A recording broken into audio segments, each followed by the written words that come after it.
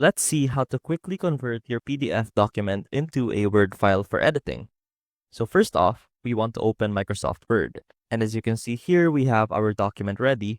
That is still in document form.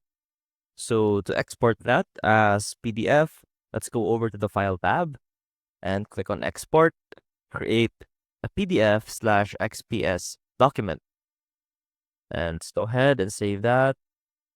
And that will automatically export it into a PDF version.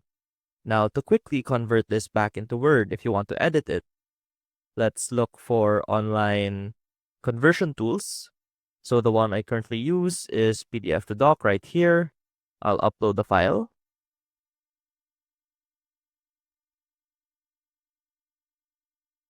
And that will automatically convert it back into a document form. You can also convert other forms of files. And let's go ahead and download that. And as you can see here, it is back to being a document file. Let's go ahead and open it. And that should automatically open your file in Microsoft Word and in document form.